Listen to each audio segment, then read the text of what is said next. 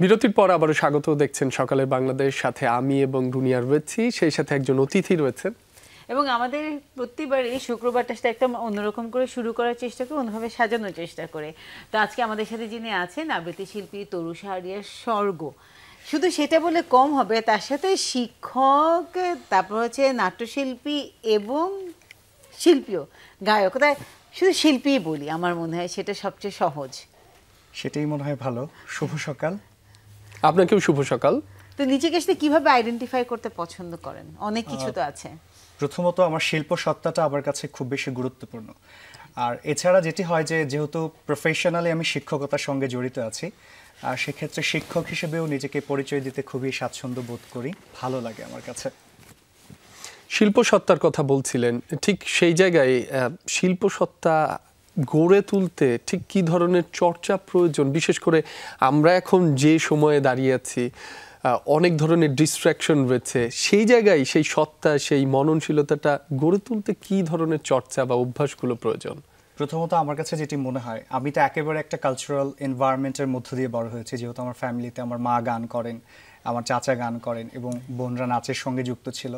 আমার কাছে মনে হয় যে পরিবার থেকে চর্চাটা শুরু হওয়া উচিত এবং বিভিন্ন ধরনের উপাদান বা বিভিন্ন বিষয় নিয়ে আসলে শিল্পের চর্চা হতে পারে। এখন যে বাচ্চাটা যে ফ্যামিলিতে বিলং করছে বা যেখানে সে বড় হচ্ছে, তার আশপাশের যে সারাউন্ডিংস আছে সমস্ত কিছু, সে আসলে সেই পরিবার থেকে, সমাজ থেকে বা তার যে কাঠামোগত জায়গা আছে সেখান থেকে সে মনে হয় যে নির্ধারণ করতে পারে যে আসলে কি ধরনের চর্চা হতে পারে। কিন্তু আমার কাছে যেটি সবথেকে গুরুত্বপূর্ণ সেটি হচ্ছে মননগত জায়গা। অর্থাৎ আপনার পরিবার থেকে যদি এক ধরনের মননের চর্চা হয়, পড়াশোনার অভ্যেস থাকে এবং বিভিন্ন সাংস্কৃতিক সংগঠনের সঙ্গে যাতায়াত থাকে এবং হচ্ছে যে ধরেন কালচারাল অ্যাক্টিভিটি করছে বা দেখতে যাচ্ছে, তখন কিন্তু ওই বাচ্চাটা ধীরে ধীরে তার ভিতরে এক ধরনের বিকাশ, এই জায়গাটা তৈরি হয়। তো আসলে অনেক কিছু তরু আসলে আপনি করেন, তো তার মধ্যে আবৃত্তি শিল্পীরা নিজেকে গান নাকি নাটক, কোনটাতে বেশি স্বাচ্ছন্দ্য বোধ করেন? আসলে আমার কাছে যেটি মনে হয় যে আমি একটু মাল্টিটাস্কার টাইপের। যেটা হয়েছে যে আমার কিন্তু আবৃত্তি বা হচ্ছে গান দিয়ে শুরু হয়নি। আমার শুরুটা হয়েছিল নাচ দিয়ে। আমি একেবারেই ছোটবেলায় নাচ দিয়ে আমার শুরু হয়েছিল এবং পরবর্তী সময়ে আমি হচ্ছে গানের সঙ্গে সম্পৃক্ত হই। এবং আবৃত্তির যে ব্যাপারটা সেটি হচ্ছে যে খুব ঘটা করে শেখা এরকম কিছু না। আমি যখন আমার যখন আমি স্কুলে পড়তাম, তখন হচ্ছে আমি আসলে বিভিন্ন ধরনের কম্পিটিশনে অ্যাটেন্ড করতাম স্কুল থেকে। তো অ্যাটেন্ড করতে যেয়ে আবৃত্তিতে একবার নাম দিয়ে দেওয়া হলো। আমার স্কুলের শ্রদ্ধেয় শিক্ষক, ওনার কথা বলতেই হয়, হালিমা ম্যাম এবং ঝর্ণা ঘোষ এবং আক্কাস স্যার, পরবর্তীতে ওহাব স্যার, তারা হচ্ছে আমাকে গ্রুমিংটা শুরু করে। এবং স্যারের কথা হচ্ছে যে আবৃত্তি একটি সূক্ষ্ম শিল্প, সূক্ষ্ম পাঠ্য, তো তোমার যেহেতু উচ্চারণ ভালো আছে কম্পারেটিভলি, তখন আমাকে বললো যে তুমি আবৃত্তির চর্চাটা করতে পারো। তখন আমি যখন এই যে কম্পিটিশনের জন্য নিজেকে প্রিপারেশন করছি বা প্রিপেয়ার্ড হচ্ছে, সেই সময়টাতে আসলে তখন আমার এই জায়গাটা তৈরি। এবং একটা যে ব্যাপার সেটা হচ্ছে উপজেলা, জেলা, বিভাগীয় এবং জাতীয় পর্যায়ে একেবারে আবৃত্তিতে আমি চ্যাম্পিয়ন হয়ে গেলাম জাতীয় শিশু পুরস্কার প্রতিযোগিতায়। তখন হচ্ছে আমার কাছে মনে হলো যেহেতু আমি এত দূরে আসতে পেরেছি, আমার কাছে মনে হয় যে আবৃত্তির চর্চাটা করাই যেতে পারে। মূলত আমার পড়াশোনা কিন্তু নাট্যকলা বিভাগ থেকে, জাতীয় কবি কাজী নজরুল ইসলাম বিশ্ববিদ্যালয়ের থিয়েটার অ্যান্ড পারফরমেন্স স্টাডিজ বিভাগ। তো থিয়েটার একটা কম্বাইন্ড আর্ট, যেখানে আবৃত্তি শিখতে হবে, নাচ শিখতে হবে, মার্শাল আর্ট শিখতে হবে, অ্যাক্টিং আছে, অনেক ধরনের কিছু, ডিজাইন, মেকআপ, সব কিছু মিলে। তো যেটি হয় যে এইগুলো শিখতে যে তখন আমার কাছে মনে হলো যে আমার ছোটবেলাকার একটু গানের চর্চা, একটু নাচের চর্চা, একটু আবৃত্তির চর্চা, এগুলো মিলে একটি জায়গা তৈরি হলো। এবং পরবর্তী সময় যেটি হয়েছে যে একেবারেই পেশাদারভাবে আমি বিশ্ববিদ্যালয়ের শিক্ষকতার আগে, আমি এখন ঢাকা ইন্টারন্যাশনাল ইউনিভার্সিটির জেনারেল এডুকেশন ডিপার্টমেন্টে আছি। তো সেখানে পড়াচ্ছি প্রায় 11 বছর, 10 বছরের মতো হয়ে গেছে আমার শিক্ষকতার জীবন। তো ঢাকা ইন্টারন্যাশনাল ইউনিভার্সিটিতে আছি 3 বছর ধরে। এর আগে আমি বিভিন্ন জায়গায় ছিলাম, দেশের বাইরেও ছিলাম, নেপালেও ছিলাম, এখনও সংযুক্ত আছি এক্সপার্ট ফ্যাকাল্টি হিসেবে। কিন্তু আমার যেটি মনে হচ্ছে যে আমি যখন নাটকের চর্চা করতে আসলাম, তখন তো ভয়েস একটা ইম্পর্টেন্ট পার্ট। এবং সেই কাজ করতে এসে যেটি হলো শখের বশে নাট্যকলা পড়া, কিন্তু পরবর্তীতে এটি হচ্ছে পেশাদারভাবে নেওয়া হলো। সংবাদ পাঠ করা, ভয়েস ওভারের কাজ করা, ন্যারেশন দেয়া, তারপরে হচ্ছে নানান ধরনের কাজ করতে করতে করতে করতে যে ছোট্ট ছোট্ট আইডেন্টিটির জায়গাটি তৈরি হয়েছে। এবং ভালো লাগছে এটা যে আমার শ্রদ্ধেয় শিক্ষক আহমেদ হাশমি শাকিল স্যার, উনি আমাকে বিশ্ববিদ্যালয়ে প্রথম আমার আবৃত্তি শুনে, কথা শুনে, মূলত বিশ্ববিদ্যালয়ে আমি যখন বক্তৃতা দিতাম আমার নবীন বরণে, তখন শুনে এসে আমাকে একটি বই গিফট করেছিল এবং উনিই প্রথম আমাকে বলেছিলেন আবৃত্তি শিল্পী, এই কথাটা লিখেছিলেন যে আবৃত্তি শিল্পী তরু শাহরিয়া স্বর্গ। এটা আমার কাছে একটা চমৎকার প্রাপ্তি। এবং আজকে যেটি হচ্ছে কোইন্সিডেন্টলি আপনারা আমাকে ইনভাইট করেছেন অ্যাজ এ আবৃত্তি শিল্পী হিসেবে। শুধুমাত্র কবিতা না, আশা করি গানও হবে, যেহেতু গানটা আমার খুবই কমফোর্ট জোন। আমরা কবিতা দিয়ে শুরু করি। একেবারেই তাই। আমার মনে হয় যে দর্শকরাও অধীর আগ্রহে বসে আছে আপনার আবৃত্তি শোনার জন্য, তাই আমরা আবৃত্তি দিয়ে শুরু করি। ঠিক সেরকমই। আসলে একটু বলতে চাই যে আজকে যাদের জন্মদিন তাদেরকে নিয়ে এই কবিতাটা। এটি আমার শ্রদ্ধেয় চাচা জালালউদ্দিন আহমেদ, উনি একজন কবি, একেবারে নিভৃত চর্চা করেন। ওনার একটি কবিতা দিয়ে শুরু করছে। কবিতার শিরোনাম হচ্ছে জন্মদিন। প্রতিদিনের ভোর আমার একই রকম, কর্কশ আর নিরানন্দ, জীবনের গ্লানি আর দুর্ভাবনায় ভরা। আহা বেঁচে থাকা, ক্লান্ত ক্লিষ্ট ভোর তবু কি মধুর, দুঃখের দিনার দিয়ে গাঁথা ঠুনকো সুতোয় তারা ছুলে থাকা, বাড়িওয়ালার গম্ভীর ক্রুব্ধ মুখ, সহকর্মীদের ধূর্ত চোখ ব্যঙ্গে বাঁকা, পাওনাদারদের বিদ্রুপ ভরা রাগী চেহারা আর আমার প্রতিদিনের পাথেয়। তবুও আজকের দিনটি শুরু হোক অন্যরকম, ধূমকেতুর লেজের উজ্জ্বল প্রভায় দীপ্ত দেদীপ্যমান, কেননা আজ তোমার জন্মদিন। বাহ, দারুণ। তো আজকে যাদের জন্মদিন তাদের সবাইকে আমাদের পক্ষ থেকে শুভ জন্মদিন। এত সুন্দর একটা, মানে একদমই নিভৃত চারিনি আপনার আপনার চাচা। হ্যাঁ, এবং সে শুধুমাত্র আমার চাচাই নন, তিনি হচ্ছে আমার শিল্প ক্ষেত্রে, যেটি রাব্বি বলছিল যে মননগত জায়গা। একেবারে আমি পারিবারিকভাবে একটি সুফি মরমী সাধনার যে ঘরানা, সেখান থেকে বড় হয়েছে। তো আমার চাচা হচ্ছে ছোটবেলা থেকে আমাকে গান শেখাতেন, নাচ শেখাতেন, এবং আমাদের বাসায় একটা ক্যাসেট প্লেয়ার ছিল। তো ওই ক্যাসেট প্লেয়ারের সনির তখন আমরা ছোটবেলায় গান রেকর্ড করতাম, তো রেকর্ড করে সেটা আবার মুছে দিতাম, আবার রেকর্ড করতাম, এরকম করে। তো আমার চাচার কাছ থেকে মূলত আমার এই চর্চার শুরুটা, এবং তার কাছে আমি অনেক কৃতজ্ঞতা স্বীকার করি যে তার জন্যই আসলে আমার এই শিল্প জগতে পদচারণার ব্যাপার। ঠিক সেই জায়গায় কৃতজ্ঞতা কিন্তু একেবারেই প্রকাশিত হলো, কারণ শুরুটাই হলো চাচার একটা কবিতা আবৃত্তি দিয়ে। অসাধারণ। এই কৃতজ্ঞতা বোধ থাকলে মানুষ কিন্তু অনেক দূরে এগিয়ে যেতে পারে, এটি কিন্তু একটা বড় বিষয় দুনিয়া। এবং আমরাও একটু এগিয়ে যেতে চাই, কিন্তু ছোট্ট একটা বিরতির মাধ্যমে। দর্শক, এই মুহূর্তে একটা বিরতি নিচ্ছি, ফিরছি একটু পর, সাথেই থাকুন। বিরতির পর সকালের বাংলাদেশে আপনাদের সবাইকে স্বাগত। রুনি আছি, সাথে আছি মাসুম রাব্বি, আর আমাদের সাথে রয়েছেন একজন অতিথি আবৃত্তি শিল্পী তরু শাহরিয়া স্বর্গ। তরু, বিরতির আগে আমরা শুনছিলাম আপনার আবৃত্তি, এই মুহূর্তে একটা গান শুনতে চাই আপনার কাছে।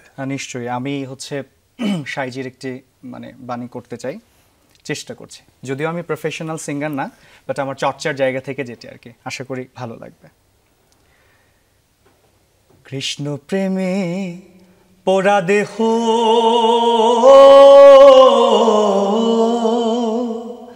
কি দিয়ে জুড়াই বলো সখী, কে বোঝে অন্তরের ব্যথা, কে বোঝে অন্তরের ব্যথা, কে মুছাবে আখি, কি দিয়ে জুড়াই বলো সখী, যে দেশেতে গেছে আমার শ্যামচিকন কালা, হায়রে যে দেশেতে গেছে আমার শ্যামচিকন কালা, সে দেশেতে যাব লয়ে ফুলের মালা, নগর গায়ে ঘুরব আমি,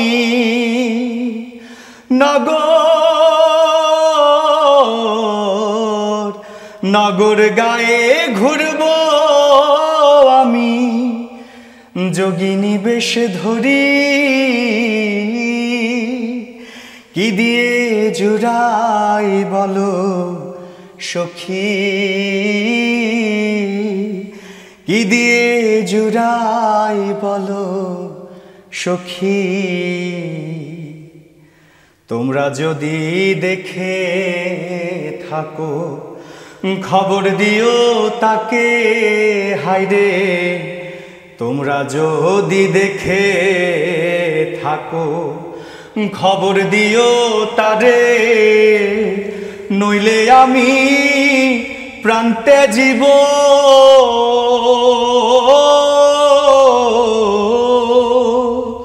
যমুনারি কুলে।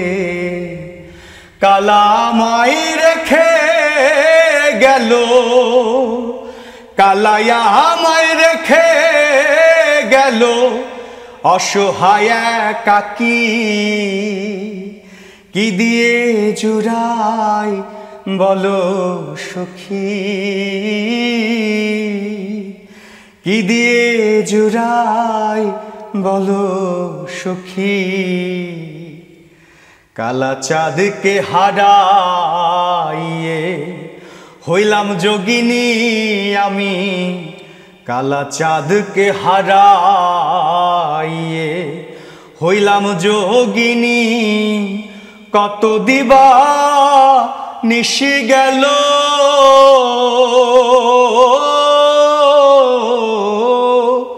কেমনে জুড়াই প্রাণী, লালন বলে যুগল চরণ, লালন লালন বলে যুগল চরণ, আমার ভাগ্যে হবে কি, কি দিয়ে জুড়াই বলো সখী, কি দিয়ে জুড়াই বলো সখী, কি দিয়ে জুড়াই বলো সখী। অসাধারণ, সাধারণ। মানে এখানে একটা আবহাওয়া তৈরি হয়ে গেছে, আমরা একটা মানে মন্ত্রমুগ্ধের মতন এখানে আবিষ্ট হয়ে একটা গেছে। ভিন্ন আবহের তৈরি হয়ে গেল মুহূর্তেই। আচ্ছা তরু, যেহেতু আমরা যখন বড় হয়েছি তখন কিন্তু আমাদের একটা পারিবারিক অঙ্গন ছিল যেখানে কিন্তু সাংস্কৃতিক চর্চা হতো, স্কুলগুলোতে বিভিন্ন প্রোগ্রাম হতো, আমরা কোনো না কোনোভাবে কিছু না কিছুর সাথে যুক্ত থাকতাম, যেটা এখন হয় শিক্ষকতাতে আছে, মানে আছে এবং সেখানে স্টুডেন্টরা আছে, তাদের মধ্যে আসলে আমরা কি ধরনের সে আগ্রহ দেখি?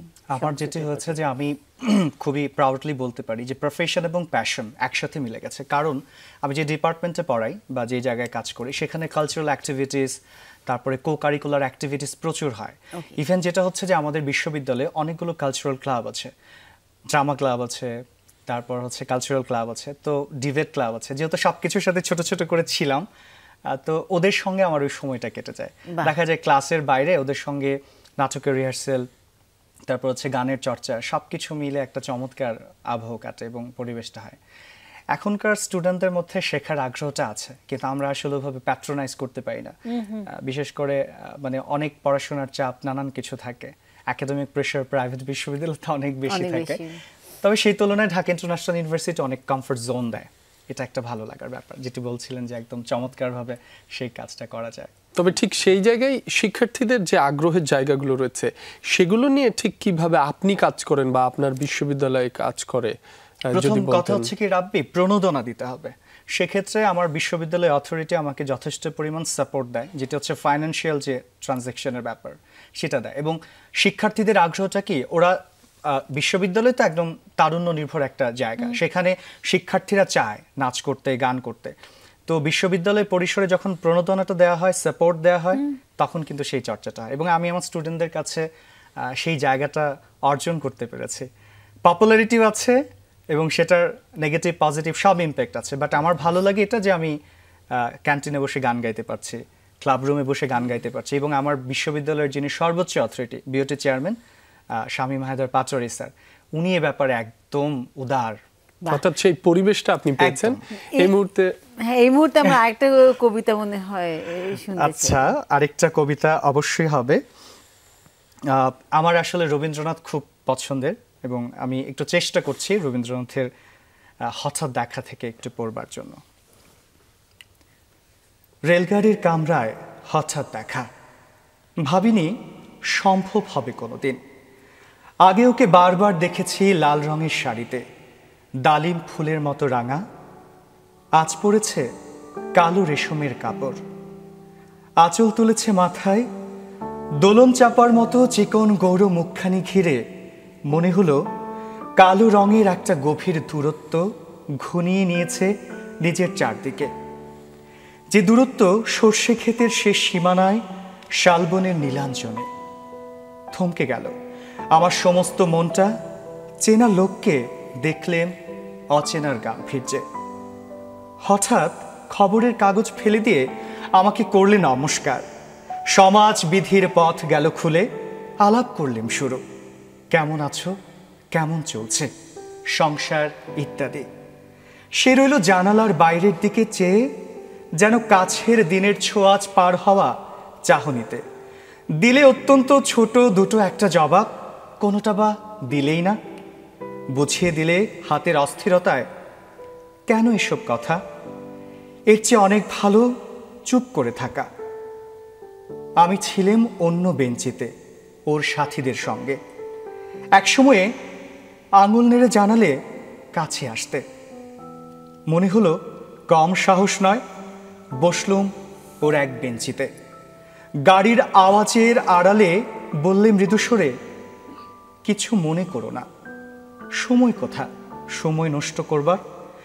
আমাকে মানতে হবে পরের স্টেশনে, দূরে যাবে তুমি।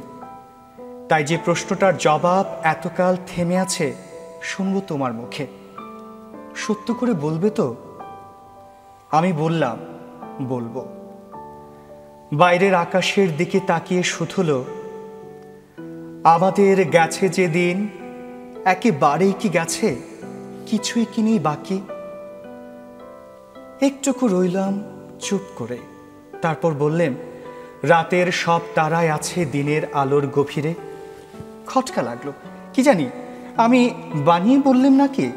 ও বললে, থাক এখন যাও ওদিকে। সবাই নেমে গেল পরের স্টেশনে, আমি চললাম একা। রবীন্দ্রনাথ ঠাকুরের যত কবিতা আছে তার মধ্যে হঠাৎ দেখাটা যখনই আমরা শুনি তখনই মনে হয় কি যে একটা দৃশ্যপট না, কল্পনা করা যায়। এটা একটা পুরো ছোট একটা নাটক, একটা ছোট একটা গল্প চলছে যার পেছনে বড় একটা ইতিহাস এবং উপন্যাস আছে। না অবশ্যই, আসলে শুধুমাত্র রবীন্দ্রনাথের এই কবিতাই না, অনেক কবিতাতেই তার চিত্রকল্পটা পাওয়া যায়, কিন্তু এটাতে এতটা রিলেট করা যায় যে আমাদের বাস্তবিক জীবনে নানান অভিজ্ঞতা, ঘাত প্রতিঘাত, প্রেম ভালোবাসা, বিরহের নানান কিছু মিলে এই জায়গাটা তৈরি হয়েছে। তো ভালো লাগে আসলে। রবীন্দ্রনাথ ছাড়া আমাদের, রবীন্দ্রনাথ, নজরুল, লালন, পঞ্চকবি, তারা ছাড়া আসলে আমাদের জীবনটা একেবারে অসম্পূর্ণ আমার কাছে মনে হয়। এবং আমাদের অনুভূতি, আমাদের ভাব, আবেগ সবকিছু এত সুন্দর করে তারা ফুটিয়ে তুলে রেখে গেছেন, সেটা অসাধারণ। আর আমরা এই মুহূর্তে একটা কাজ করি, যে ভিন্ন আবহের সৃষ্টি হয়েছে সেটি ধরে রেখেই একটা বিরতির সময় হয়েছে। দর্শক, একটা বিরতি নিচ্ছি, ফিরছে এক্ষুনি, সাথেই থাকুন। নিকাশে দায় করে খারা মারবে রে আতশের কোরা, সোজা করবে বেকা তেরা, জর্জা পুট থাক বেনা তাতে, কে তোমারা যাবে সাথে, কে তোমারা যাবে সাথে। কোথায় রবে এ ভাই বন্ধু,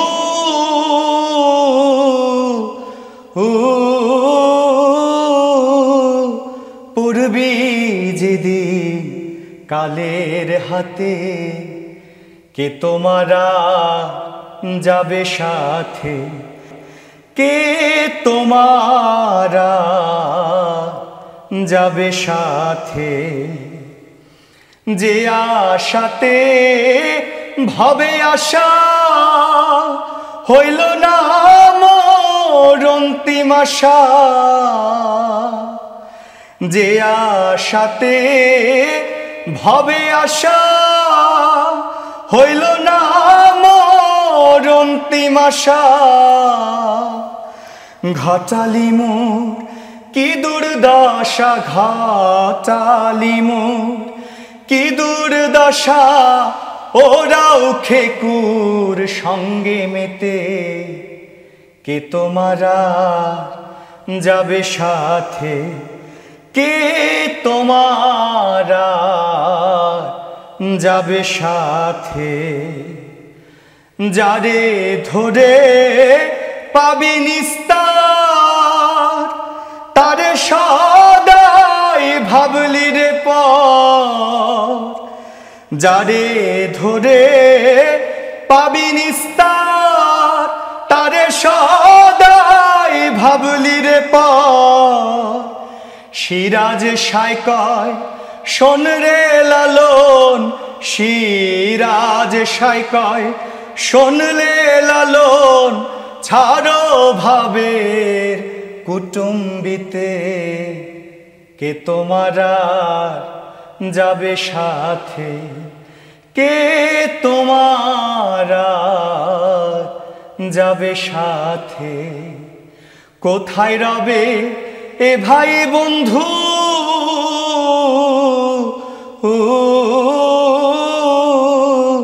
পড়বি যেদিন কালের হাতে। কে তোমারা যাবে সাথে।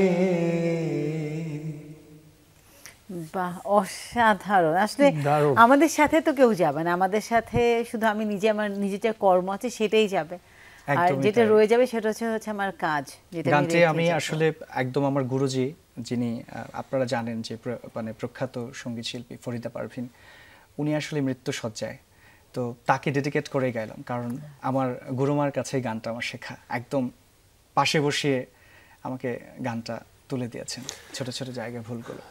তার সুস্থতা কামনা করি, সবার কাছে দোয়াও চাই তার জন্য। আমরাও সবাই তার সুস্থতা কামনা করি, কারণ আমাদের লোকগান নিয়ে যখন আমরা কথা বলি তখন আসলে ফরিদা পারভিনকে ছাড়া সে চিন্তাই করা যায় না। একদমই তাই। তিনি যেভাবে সেটাকে সমৃদ্ধ করে রেখে গেছেন।